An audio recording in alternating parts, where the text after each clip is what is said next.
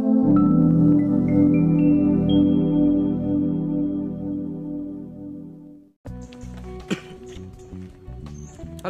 assalamualaikum warahmatullahi wabarakatuh. Apa kabar teman-teman?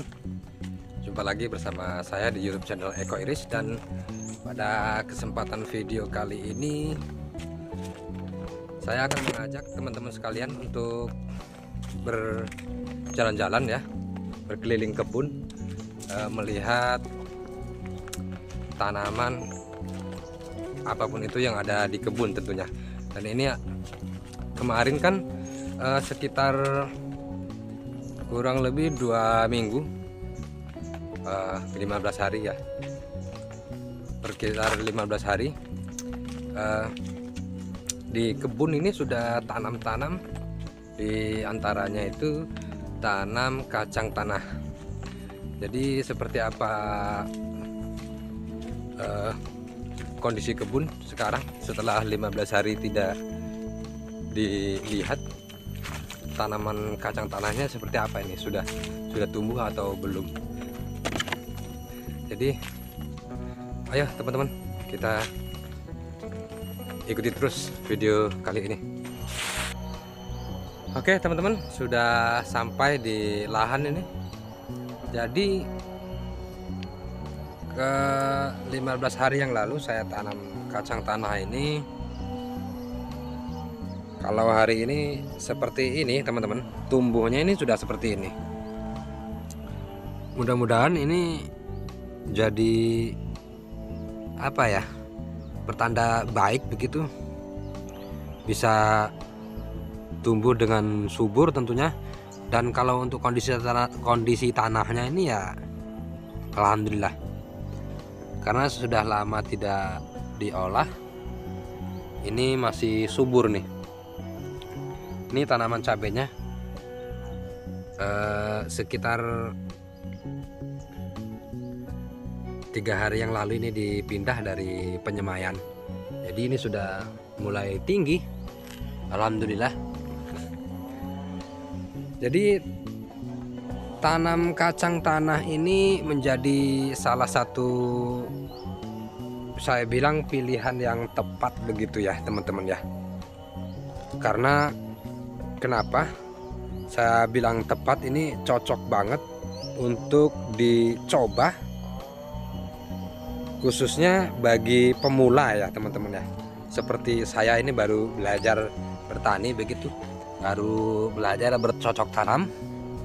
Nah, karena kalau untuk kacang tanah ini perawatannya saya bilang cukup mudah ya, tidak terlalu sulit. Namun segala sesuatunya kalau tidak kita kerjakan dengan sungguh-sungguh, tidak kita rawat dengan baik, tentu akan berpengaruh pada hasil akhirnya begitu teman-teman. Nah, ini penampakan kebunnya. Di bagian depan sini banyak sekali tanaman cabai milik tetangga tentunya, milik tetangga. Dan yang kalau kita geser ke sebelah kanan, kemudian di sana ada banyak sekali pohon-pohon tinggi, yaitu diantaranya ada pohon petai, pohon kayu juga, tanaman kayu ya.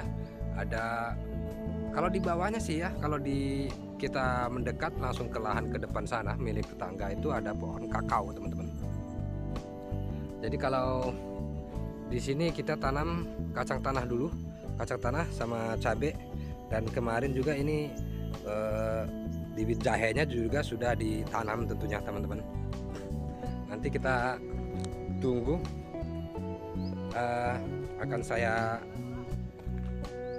buatkan videonya, saya update terus perkembangan di lahan ini. Dan ini bekas tanaman kakao teman-teman. Nah, nanti ini mau kita ganti nih, sudah ada sih beberapa. Kalau teman-teman bisa terlihat di kamera ya, ini tanaman kakao yang baru saja dipindah dari polybag begitu. Ini masih kecil, sengaja saya pindahkan secara bertahap supaya nanti ya maklum saja teman-teman, tenaga sendiri tanpa tenaga batu. Nah ini kita cicil saja, nanti kita pindah-pindah. Ini nih, ini tanaman kakaonya yang kemarin berada di dalam polybag. Alhamdulillah subur ya, tanahnya masih bagus lah ini. Ini pertumbuhannya juga lumayan, ini cukup segar karena minggu ini curah hujan cukup stabil begitu teman-teman. Di sebelah atas ini, kalau di belakang saya kan situasinya apa ya, kondisi lahannya itu miring ya teman-teman ya, miring. Jadi di belakang saya ini di bawah ada semacam selokan begitu. Nanti selokan ini terbentuk dari alam ya. Kalau curah hujan tinggi nanti alam maksudnya selokan yang ada di bawah ini nanti bisa ada airnya, bisa mengalir airnya, itu bersih dari mata air tentunya, rembesan dari bagian atas gunung sana teman-teman. Tampaknya di sebelah lahan ada yang sedang apa ya, membuat kayu atau pengrajin ya, pengrajin kayu, tukang sinsor sepertinya sedang membuat apalah, karena jauh di lahan sebelah begitu teman-teman. Dan kenapa kembali saya bilang ini tanaman kacang tanah ini cocok untuk pemula? Pada dasarnya tidak harus susah-susah begitu pada perawatan kacang tanah ini, karena kalau dilihat kacang tanah ini soal dari hama itu tidak seberapa begitu ya. Kalau yang sudah pernah terjadi itu punya kakek nenek zaman dulu, mungkin hama yang paling utama itu hewan dari alam begitu, B2 itu biasanya jadi satu hama yang pasti kalau di sekeliling kita banyak semak-semak atau apa. Tapi jarang juga sih kalau di daerah sini, karena ini di pinggiran pemukiman. Jadi kalau untuk hewan itu B2 itu jarang banget gitu, jarang keluar masuk ke lahan-lahan warga. Beda cerita kalau ada di lahan ini, kalau ada di agak jauh dari pemukiman, kemungkinan ya untuk hewan-hewan yang liar itu pasti datang. Saya coba ajak turun ke bawah ya teman-teman. Jadi view yang dihasilkan di pegunungan itu seperti ini ya, lereng-lereng, walaupun tidak terlalu curam, tapi ini lumayan lah. Kalau belum terbiasa jalan di tempat seperti ini, kita bisa bahaya, bisa tergelincir begitu. Dan di bawah sana ada beberapa pohon sayuran kacang tanah, karena belum semuanya selesai ditanam, ini bertahap saja. Nanti di sekitaran ini pembatas lahan ini kita tanam juga nanti sayuran macam kacang panjang, terong gitu, daun-daun bawang ya begitu. Apa saja kita tanam teman-teman, karena sudah sering saya katakan, untuk tinggal di pedesaan itu kita tidak boleh malas-malas gitu, tidak boleh ya dimanapun sih sebenarnya. Yang jelas kita kalau untuk di pedesaan harus rajinlah tanam-tanam, supaya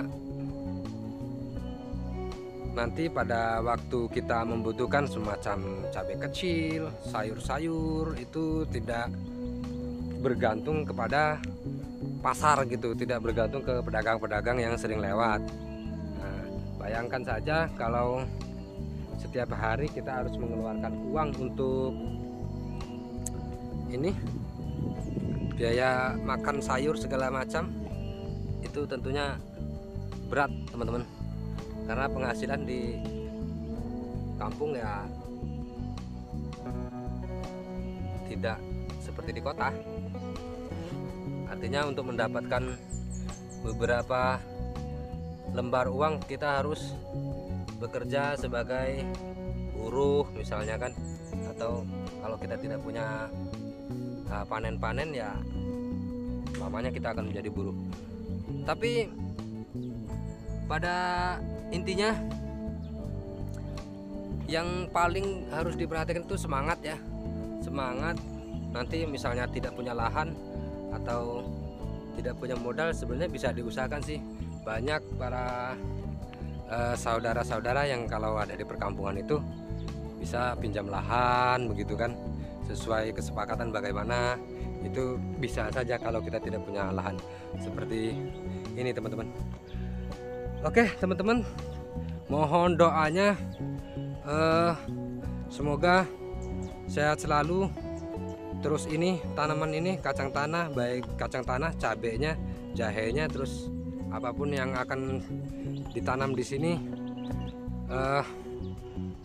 bisa tumbuh dengan subur sampai panen begitu, dengan kondisi yang baik, kemudian menjadi sumber pangan gitu, penambahan pendapatan, pemasukan untuk pemenuhan, aduh belibet nih, kebutuhan sehari-hari tentunya. Terima kasih teman-teman, terima kasih sudah menyimak. Saya akhiri, wassalamualaikum warahmatullahi wabarakatuh.